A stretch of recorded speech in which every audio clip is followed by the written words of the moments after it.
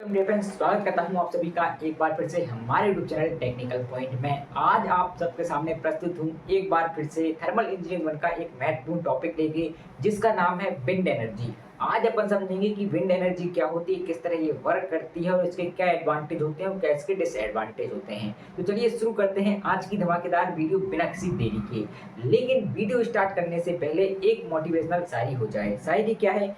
जीतूंगा मैं, यह मेरा वादा है। जीतूंगा मैं, यह मेरा वादा है। कोशिश मेरी सबसे ज्यादा है। हिम्मत भी टूटे तो भी नहीं रुकूंगा। मजबूत बहुत मेरा इरादा है। तो अपने इरादे को मजबूत बनाते हुए स्टार्ट करते हैं आज की धमाकेदार वीडियो धमाकेदार टॉपिक के साथ। तो हमारे टॉपिक का नाम है विंड एनर्जी। तो सबसे पहले हम समझेंगे कि विंड एनर्जी होती क्या है। तो देखो भाई, विंड एनर्जी एक रिन्यूएबल एनर्जी सोर्स है। क्या है मेरे भाई? रिन्यूएबल एनर्जी सोर्स है। इसका मतलब ये है कि जो विंड एनर्जी सोर्स है, आपका विंड एनर्जी है, ये अनलिमिटेड मात्रा में हमारे पास उपस्थित है। इसीलिए ये क्या है? रिन्यूएबल एनर्जी सोर्स है, जो हवा के फ्लो से प्राप्त काइनेटिक एनर्जी को इलेक्ट्रिसिटी में कन्वर्ट करता है, जिसके लिए यह विंड टरबाइन का उपयोग करता है। अब देखो, जब भी आपकी एयर फ्लो होती है, हवा क्या करती है? फ्लो होती है। आपको पता ही होगा, जब आपकी हवा फ्लो होगी तो उसके पास क्या होगी? अपनी काइनेटिक एनर्जी होगी। जब भी कोई चीज गति करती है, फ्लो होती है, तो उसके पास गतिज ऊर्जा होती है, जैसे अपन काइनेटिक एनर्जी बोलते हैं। तो उस काइनेटिक एनर्जी को इलेक्ट्रिसिटी में कन्वर्ट करने के लिए विंड टरबाइन का उपयोग करता है। आई होप कि आपको ये समझ में आ गया होगा। अब देखिए, जो आपकी विंड एनर्जी है, ये क्या कर रही है? हवा के फ्लो से प्राप्त काइनेटिक एनर्जी का यूज करके हमें क्या दे रही है? इलेक्ट्रिसिटी दे रही है। लेकिन ये डायरेक्ट इलेक्ट्रिसिटी नहीं देगी कि हवा फ्लो हो रही है और अपने आप आपको इलेक्ट्रिसिटी मिल जाए। उसके लिए आपको एक डिवाइस चाहिए पड़ेगा। उस डिवाइस को अपन क्या बोलते हैं? विंड टरबाइन बोलते हैं। तो एक बार और समझ लीजिए इसकी डेफिनेशन क्या है। विंड एनर्जी एक रिन्यूएबल एनर्जी सोर्स है, जो हवा के फ्लो से प्राप्त काइनेटिक एनर्जी को इलेक्ट्रिसिटी में कन्वर्ट करने के लिए विंड टरबाइन का उपयोग करती है या करता है। अब देखिए, यहाँ पे आपकी बनी हुई है विंड टरबाइन। अब विंड टरबाइन का कंस्ट्रक्शन क्या होता है, क्या इसकी वर्किंग होती है, चलिए समझते हैं एक बार। तो देखिए, सबसे पहले जो नीचे रहता है, इसको अपन क्या बोलते हैं? फाउंडेशन बोलते हैं। फाउंडेशन का क्या मतलब होता है? फाउंडेशन का मतलब होता है बेस। बेस मतलब आधार। इसके ऊपर लगा रहता है आपका टावर। ये क्या है? टावर। ये टावर आपका खोखला होता है। क्या होता है मेरे भाई? खोखला होता है टावर। इसके अंदर सीढ़ियां लगी होती हैं और इसके अंदर से ही केबल डली होती है। अब केबल क्यों डली होती है, तो मैं आपको बताता हूँ केबल क्यों डली होती है। पहले आप पार्ट समझ लीजिए। ये जो आपको दिख रहा है, ये क्या है? आपकी बॉडी है पूरी। ये आपकी बॉडी है। बॉडी के अंदर क्या है? आपका गियर बॉक्स है, और गियर बॉक्स से क्या जुड़ा है? आपका जनरेटर जुड़ा है। और यहाँ पे आपका रोटर है, और ये आपकी ब्लेड है।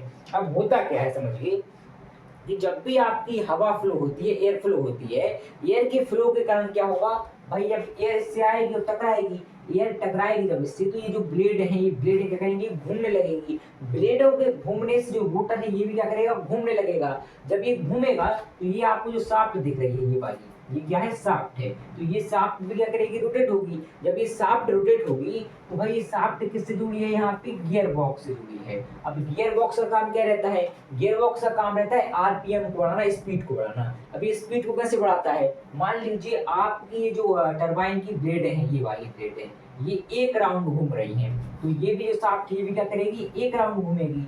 लेकिन जो आपका गियर बॉक्स है, इस एक राउंड को बढ़ा के कितने पे कर देगा? 80-90 राउंड पे कर देगा। मान लीजिए आपका ये एक राउंड पे घूम रहा है, तो यहाँ पे आपको जो स्पीड मिलेगी इस वाली शाफ्ट पे, ये स्पीड आपकी होगी 80 राउंड, मतलब 80 आरपीएम, है ना। मान लीजिए ये एक राउंड लगा रहा है, तो ये कितनी बार घूम जाएगा? 80 बार घूम जाएगा। मतलब स्पीड हमें मिल जाएगी अच्छी खासी। अब इस स्पीड का हम क्या करेंगे? हमें यहाँ पे स्पीड मिल गई है, तो यहाँ पे स्पीड मिल रही है, मतलब ये आपका क्या करेगा? घूमेगा। ये वाली शाफ्ट घूमेगी, ये शाफ्ट घूमेगी, मतलब यहाँ पे हमें मैकेनिकल वर्क प्राप्त हो रहा है। और यहाँ पे क्या लगा हुआ है? आपका जनरेटर लगा हुआ है। और जनरेटर का काम क्या होता है, तो ये आपको पता होना चाहिए कि जनरेटर का बेसिक काम होता है, जो मैकेनिकल वर्क से मिलता है, इसे कन्वर्ट कर देता है ये इलेक्ट्रिसिटी में। किसमें कन्वर्ट कर देता है? इलेक्ट्रिसिटी में कन्वर्ट कर देता है। अब क्या होगा कि यहाँ पे हमें जो भी मैकेनिकल वर्क प्राप्त होगा शाफ्ट के घूमने से, क्योंकि ये मान लीजिए यहाँ पे क्या हुआ, ये बहुत कम घूम रही है, देखो स्लो स्लो घूमती है, एकदम फास्ट नहीं घूमती। बड़ी बड़ी जो ब्लेड होती हैं, ये बहुत स्लो स्लो घूमती हैं। तो ये स्लो घूमती हैं। ये स्लो घूमने के कारण क्या होता है, यहाँ पे गियर बॉक्स लगा रहता है, तो ये इसकी स्लो स्पीड को बढ़ा के किसको दे देता है भाई, जनरेटर को दे देता है। देखो यहाँ पे मान लीजिए आपका क्या हो रहा है, यहाँ पे आपकी जो शाफ्ट है ये वाली मेन शाफ्ट इसको बोलते हैं, ये अगर एक राउंड लगा रही है तो जो आपका जो गियर बॉक्स ये क्या कर देगा, इसकी स्पीड को बढ़ा देगा और इसको मतलब बहुत ज्यादा स्पीड पे कर देगा और उसको कहाँ पे दे देगा, इस शाफ्ट में दे देगा। तो इस शाफ्ट में जब हमें हाई स्पीड पे रोटेशन मिलेगा तो हम क्या करेंगे, हम उस रोटेशन का उपयोग करके जनरेटर के द्वारा इलेक्ट्रिसिटी उत्पन्न करवाएंगे। तो यहाँ पे हमें क्या मिलेगा, एक्चुअली यहाँ पे हमें मैकेनिकल वर्क मिलेगा। कोई भी चीज घूमती है तो हमें क्या प्राप्त होता है, मैकेनिकल वर्क प्राप्त होता है। तो यहाँ पे हमें जब मैकेनिकल वर्क प्राप्त होगा तो इस मैकेनिकल वर्क को हम कन्वर्ट करेंगे किसमें, इलेक्ट्रिकल सिग्नल में, इलेक्ट्रिसिटी में। तो यहाँ पे क्या होगा, आपका मैकेनिकल वर्क प्राप्त होगा। अब जो जनरेटर है इस मैकेनिकल वर्क को कन्वर्ट कर देगा इलेक्ट्रिसिटी में। अब उस इलेक्ट्रिसिटी को हमें क्या करना है, ट्रांसफार्मर के पास भेजना है।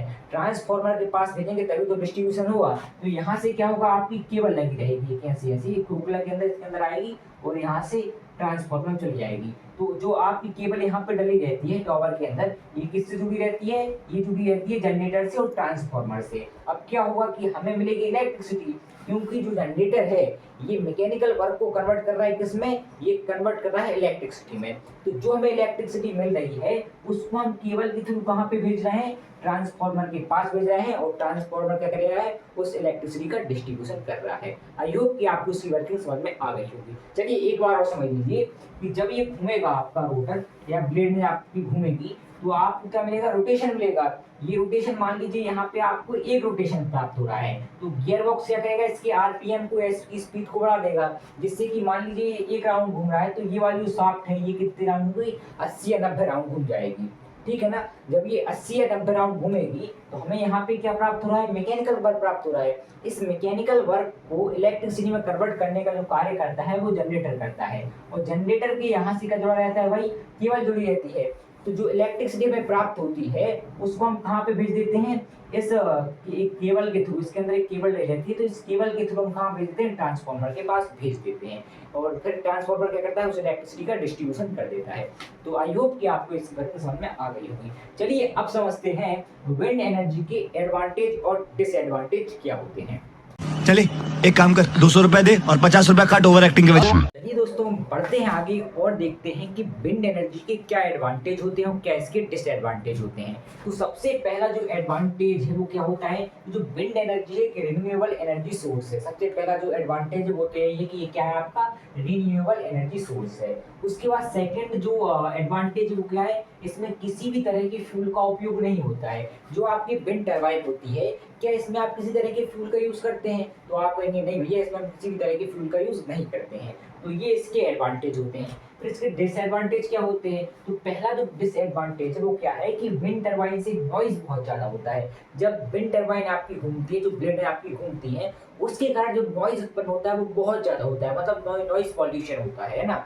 जिससे क्या होगा कि जो आसपास लोग रहते हैं उनको बहुत ज्यादा दिक्कत होती है, परेशानी होती है। उसके बाद दूसरा जो डिसएडवांटेज वो क्या है कि विंड टरबाइन की ट्रांसपोर्टेशन में बहुत प्रॉब्लम होता है।